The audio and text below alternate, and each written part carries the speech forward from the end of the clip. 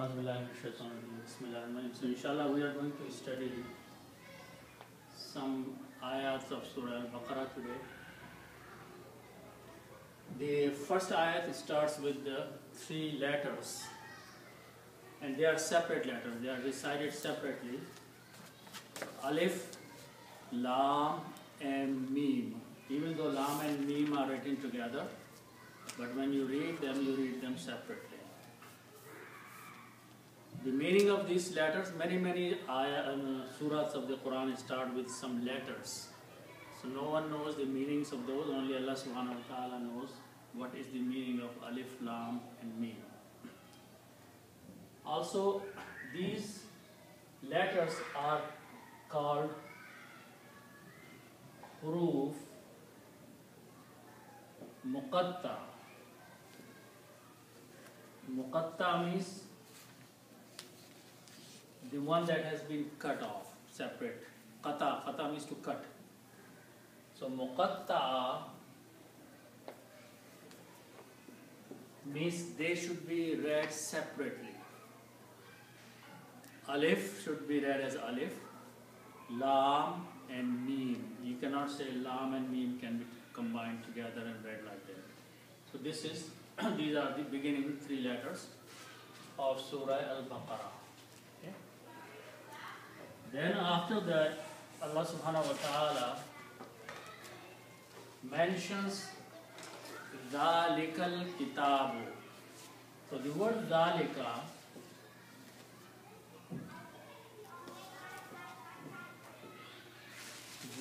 means that. If you're pointing to something and saying that, that's Zalika. Okay?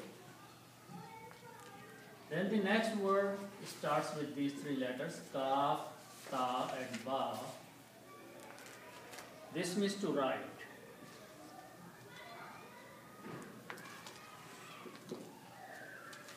To write. Kataba. Okay? From these three letters, we make this noun, which is called Kitabun. Kitabun means a book.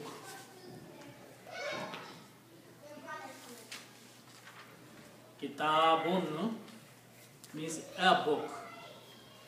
Means something where something is written in it. It's called Kitabun because Kataba means to write. And when you write something on pages and make it combine the pages, it's called Kitabun, a book. Okay? Now, if I put al before that, okay, al means the. Okay? So what happens when you put al? This a will go away because you cannot have a da and a in English together. So this becomes the book. And Arabic, we remove one dhamma from here, so it becomes al-kitabu. Al-kitabu means the book. Okay? So then we have these words, Dalika, that al-kitabu is the book. That is the book. So Allah subhanahu wa ta'ala is mentioning about the Quran here, that this is a book. This is the book. Okay? Dalika, even though it is pointing, but you can also translate this here. Dalika al-kitabu. When you read together, you do not pronounce this alif here in the middle. You pronounce Dalikal Kitabu. Even though the word is al-kitabu and Dalika, but you pronounce Dalikal Kitabu. Okay? So when you do not pronounce the alif, you put a little swad here. That means do not read the alif. This becomes Hamzatul Wasal, which means do not recite, combine and read together. So this will become, you can translate this is the book.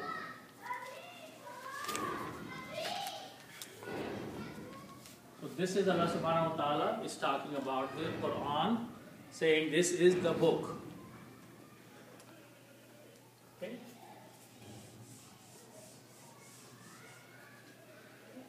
So the next word is la. La means not. Okay? Not or no. Okay? And the word after, it starts with these three letters, ra, ya, and ba. This means to doubt.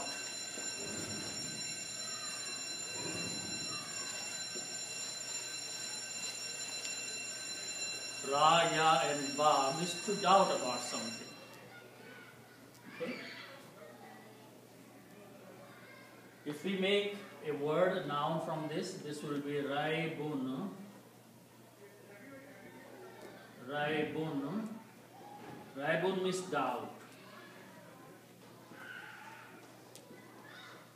Raibun means doubt. Okay? So the word by itself is raibun, doubt. Then we combine this la with the word raibun. Okay, so when we combine, what happens?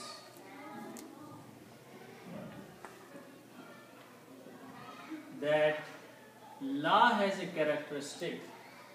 Then when a noun comes after that, it changes these two dhammas into a fataha.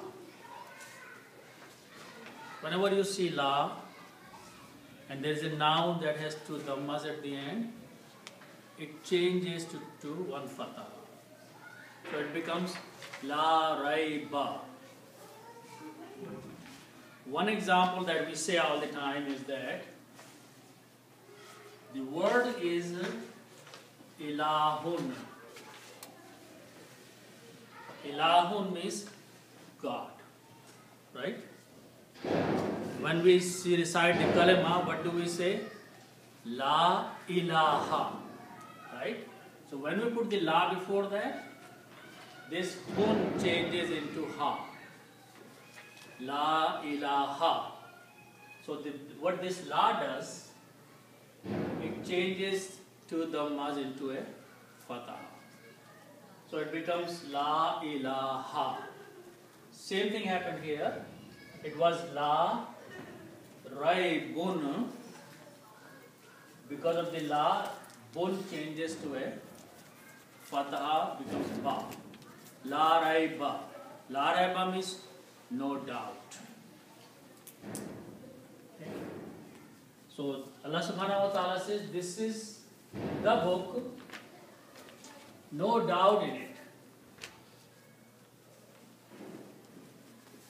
No one should have any doubt, or there is nothing doubtful in this book. In the book of Allah subhanahu wa ta'ala, in the Quran, there is nothing doubtful in the book. La raiba means no doubt. Dhalikal kitabu la raiba, there is no doubt in this book. This is a book and there is no doubt in this book. Okay? Now, the next word is fi. Fi means in. And this word ha with the dhamma hu means his or it. Okay. Who means it or his or he also. So when you combine these together, it will become fi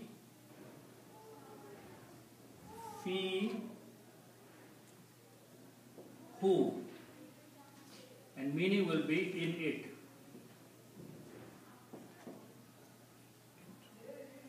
fihi, actually the word will be fihu. But in the recitation, to make it easy on the tongue, it is pronounced as fihi. It is not pronounced as fihu. So when it is pronounced fihi, it is also written as fihi. So actual word is fihu, but in the pronunciation, the recitation, it is pronounced fihi. In it. So that the next word is in it. So this is a book, Allah subhanahu wa ta'ala says, there is no doubt in it. So how about Alif Lam Mim? Alif Lam Mim cannot be translated, these are just separate letters. Okay, there are many surahs which starts with letters. Only Allah subhanahu wa ta'ala knows the meaning of those. Okay, so we should just read them as Alif, Lam and Mim separately without combining them. Okay? So Dhalikal Kitabu La Raiba Fi, this is the book, there is no doubt in it. Okay? So next, let's look at the next two words after that.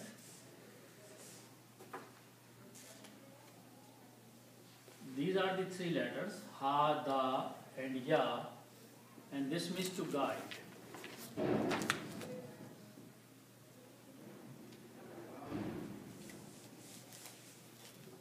Ha, Da, Ya means to guide. And when we combine them, called Hudan means guidance. Hudan means guidance. And that's how it is written. Hudan. Ya is written but it's not read. So it is Hudan. Guidance. Okay?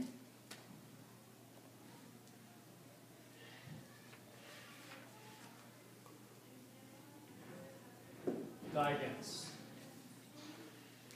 So Allah subhanahu wa ta'ala says, this is the book. There is no doubt in it. It is guidance. Okay? Means it guides. Whoever reads the book with the belief, it guides him to the right way. And then the next word is lil muttaqeen. Okay? So this is made of lam with a kasra. That means for. Okay? Lam with a kasra means for. Okay? Now the word that we used very often is taqwa. Taqwa. What is taqwa? Taqwa has many meanings. It means fear of Allah subhanahu wa ta'ala or to be righteous. Okay? So taqwa means fear or righteous.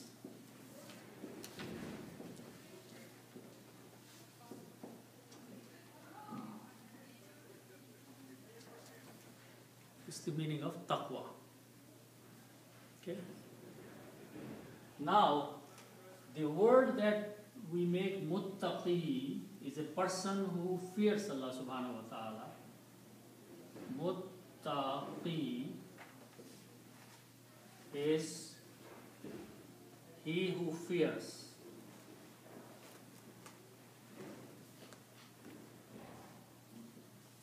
Or is a righteous person.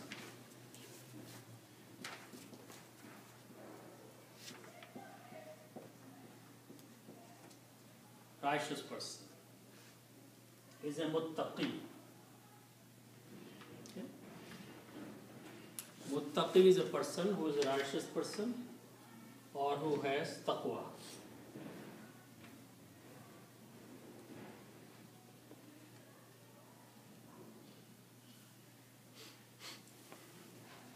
And this is muttaqin is the plural of that.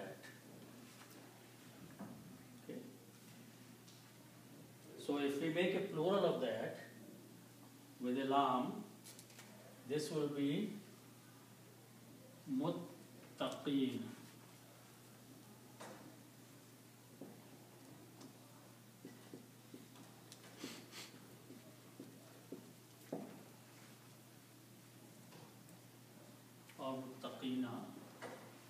is the plural.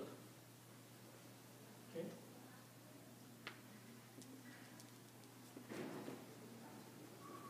Plural of these words. Okay. Muttaqeen. So this includes woman and men, right? All. Oh, yeah. Includes all. Okay.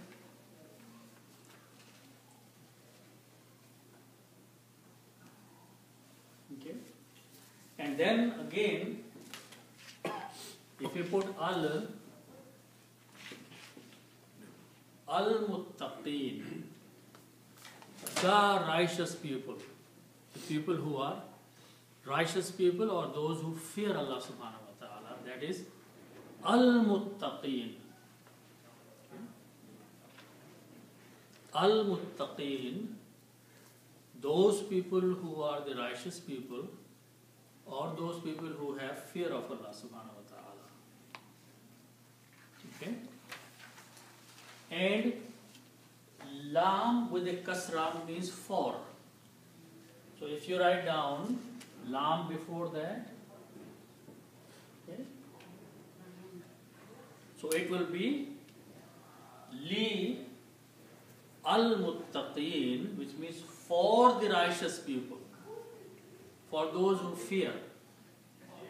And when you recite, you do not recite this alif in between. You combine this lam with this lam and pronounce lil, which is the word in the Quran, lil muttaqeen, for those who fear. Okay? So for those who fear or who have taqwa or who are righteous people, who are rightly guided people. Okay?